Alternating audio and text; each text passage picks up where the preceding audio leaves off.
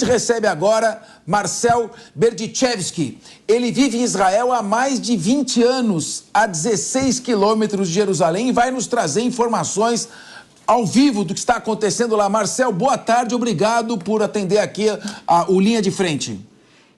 Boa tarde a vocês, aqui já boa noite, obrigado pelo convite. Nós estamos aí, você lembrou bem, Marcel, aí são 21 horas e vai dar 15 minutos agora. Me conta como é que está a situação aí na sua cidade. Que cidade que é? Fica a 16 quilômetros de Jerusalém. Qual o nome da cidade, Marcel? Eu moro num condomínio que fica a 15 quilômetros afastado de Jerusalém. Faz parte das áreas que circundam Jerusalém, um projeto que nasceu depois da Guerra dos 6 Dias para preservar a segurança da cidade de Jerusalém. Então existem várias comunidades. Você tem parentes ou conhecidos que tiveram vítimas, principalmente nessa balada que foi atacada, essa rave que foi atacada pelo Hamas, ou que tem parentes que estão sequestrados nesse momento? Temos amigos, filhos de amigos que caíram, morreram, amigos brasileiros. Tivemos alguns brasileiros, sendo 2 deles conhecidos. Um deles é cunhado de minha sobrinha. Outro é um grande amigo meu de infância, que o filho também foi enterrado logo na primeira semana. Tivemos muitas pessoas próximas que sim morreram, alguns que ainda estão desaparecidos. E aqui, na verdade, todos somos uma grande família. Não existe hoje um israelense, um judeu no mundo que não pode dizer que tem um amigo ou conhecido que foi afetado de alguma forma, ou assassinado, ou que teve sua casa queimada e teve que abandonar sua casa, se não foi sequestrado. Ou seja, a sociedade israelense é pequena, 9 milhões de habitantes, os judeus no mundo são 15 milhões, é uma minoria das minorias. Hoje todos são unidos numa irmandade, todos sentem por igual o sofrimento de todos. Marcel, existe alguma possibilidade? Nós sabemos que o Hamas penetrou o território de Israel. Alguns penetraram sem água, sem mantimentos, significa que estavam preparados para morrer e retornaram levando cadáveres de vítimas mortas para depois negociar os corpos e também reféns. Existe alguma informação do Exército ou receio de que haja terroristas do Hamas infiltrados dentro de Israel, principalmente nas cidades como Jerusalém, Tel Aviv, e que estejam preparando algum tipo de ataque terrorista, ou no momento não há nenhuma informação ou ao menos receio de que isso seja possível? Bom, primeiro precisa tomar consciência que seguidor do Hamas ou membro do grupo terrorista Hamas, que tem que ser definido com um nome como ele é um grupo terrorista, existem membros terroristas do Hamas até no Brasil.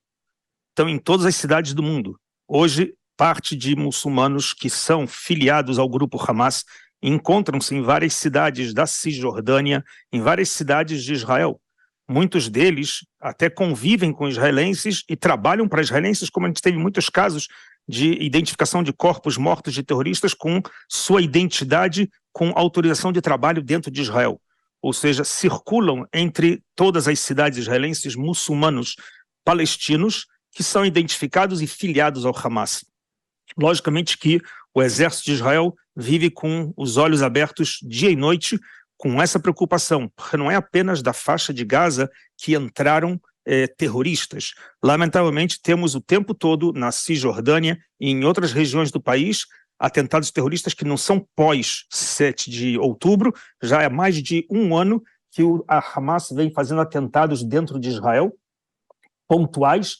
Esse especificamente foi trabalhado por mais de 2 anos, pelo menos identificado já. O Serviço de Israel já identificou material encontrado com os terroristas mortos, com livros e material de orientação do ataque, onde tem 2 anos de planejamento, ou seja, não é uma coisa, como muitos falam, é uma reação de Israel com a pacificação com a Arábia Saudita. Não, não. Isso já tem 2 anos de trabalho, de planejamento de um atentado específico, com financiamento de muito dinheiro, de uma parcela do mundo islâmico, Catar, Irã, e sabemos com outros mais, talvez. Então, não é uma coisa casual. O risco existe, mas junto a isso, Israel sempre, desde que nasceu como Estado em 1948, estendeu sua mão para todo o mundo vizinho, os países vizinhos e os muçulmanos que vivem dentro de Israel. Moradores de Gaza que dos anos 67 a 2005 estiveram debaixo da soberania israelense, trabalhavam com Israel, viviam dentro de uma sociedade econômica democrática e, lamentavelmente, depois que Israel se retirou unilateralmente, eles foram assumidos por um controle terrorista da Hamas e vivem um terror interno, é uma prisão interna dentro da própria cultura palestina, lamentavelmente. Marcelo, nós temos aqui na imagem, para a tela, para quem está assistindo, imagens ao vivo da faixa de Gaza, totalmente sem eletricidade, pouquíssimos pontos isolados de luz. A gente vai acompanhando, até esse momento não observamos nenhuma explosão. Estamos acompanhando à medida que você vai falando. Temos vários debatedores aqui querendo perguntar. Pediria a você que fosse mais sintético nas respostas para que as pessoas possam aproveitar essa sua experiência aí. Por gentileza, Diego Tavares, a sua pergunta. Obrigado, professor Capês. Marcelo, você acabou de dizer que, enfim, Israel está vivendo um conflito muito intenso, mas que durante toda a sua história, Israel conviveu com ataques em todas as suas fronteiras. E ontem, após o episódio do bombardeio no hospital, que muito provavelmente, como nós discutimos aqui, não foi feito pelo exército de Israel, mas sim por grupos terroristas da faixa de Gaza, nós tivemos uma promessa de outro grupo terrorista que atua aí no Oriente Médio, que é o Hezbollah, de que os próximos dias seriam dias de fúria, eu até anotei aqui, dias de raiva sem precedentes. Como que essa informação está sendo recebida aí na sociedade? Como que as forças de segurança, o exército estão reagindo a isso? A classe política local? Fala um pouquinho para a gente também sobre a atuação do Hezbollah nesse contexto da guerra que Israel vive atualmente. Ok, então é importante entender que, assim como essas fotos e essas informações que a gente circula hoje e recebe pela mídia, existe uma guerra midiática paralelo ao que está acontecendo no campo. O Hezbollah é uma organização terrorista muito maior que o Hamas e com muito mais dinheiro que o Hamas, e que já vem há mais de 3 anos esquentando as fronteiras do norte. O exército de Israel também combatendo com os túneis criados pela fronteira do norte com a Hezbollah. A Hezbollah vem nos últimos dias mandando foguetes, mísseis, contra casas e regiões residenciais do norte de Israel. O exército de Israel vem respondendo para bombardear os pontos que são de onde são lançados esses foguetes. Logicamente que existe uma pressão internacional muito grande, porque Hezbollah se encontra dentro de um país soberano, que é o Líbano, responde também politicamente dentro do Líbano, então não é uma luta contra um grupo terrorista. Aqui tem um conflito onde tem uma soberania vizinha, que existe um cessar-fogo com Israel, e é muito mais devagar cada ação que pode ser feita aqui, é muito mais delicado. Marcelo, a gente agradece muito, desejamos a você, a sua família, tudo de bom, segurança, que você não precise estar toda hora correndo para os abrigos, porque sabemos que isso é um enorme sacrifício. Esperamos que, por mais demorada que seja essa guerra, que ela cesse com o menor número de vítimas possível. Muito obrigado, Marcelo. Se você me permite uma palavra... Claro. Vocês no Brasil, se me permitem, vocês no Brasil recebem muitas informações, os meios de comunicação procuram fazer as coisas de forma muito rápidas para que todos tenham acesso, mas a gente deve ter um cuidado muito grande porque aconteceu nessa última noite da explosão que se teve no hospital.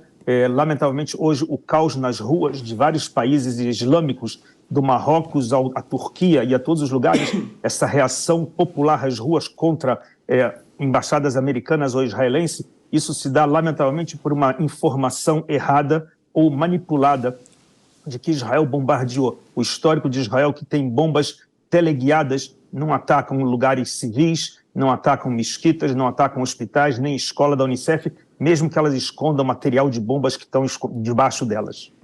Então é importante o cuidado muito com isso.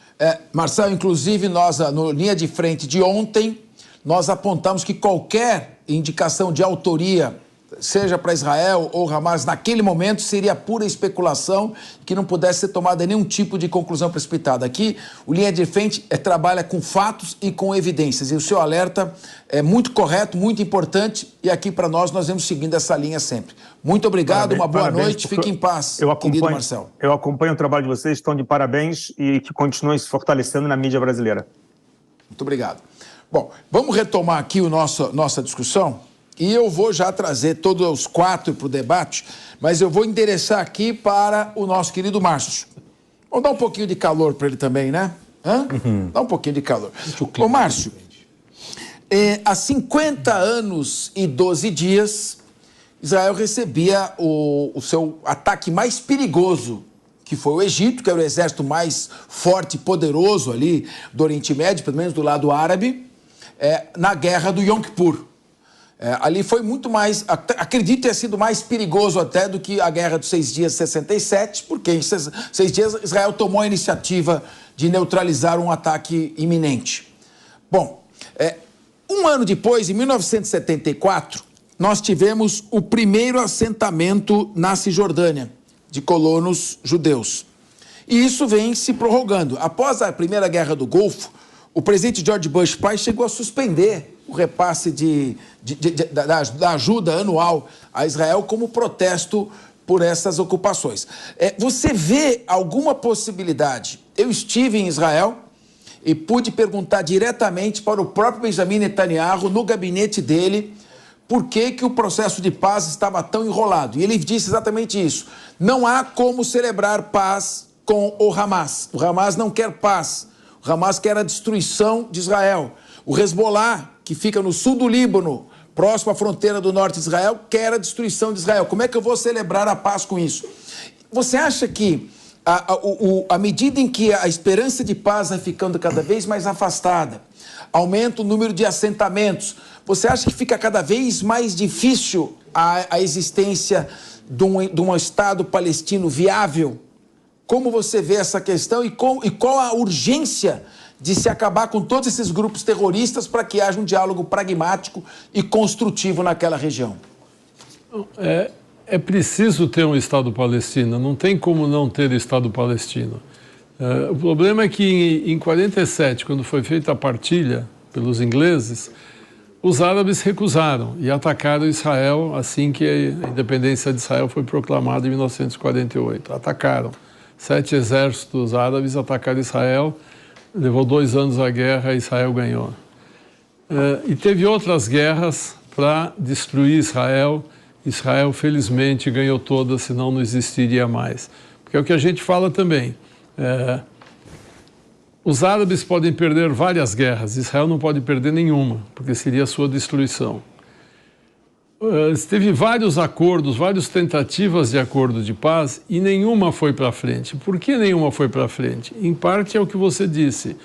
O Hamas não quer o Estado de Israel, o Hezbollah não aceita o Estado de Israel, o Irã não aceita o Estado de Israel. São organizações, o Irã não é uma organização, mas é um Estado terrorista também, que oprime seu próprio povo, quanto mais os judeus. Então, eles não querem a paz. Israel já estava conseguindo fazer a paz com diversos países.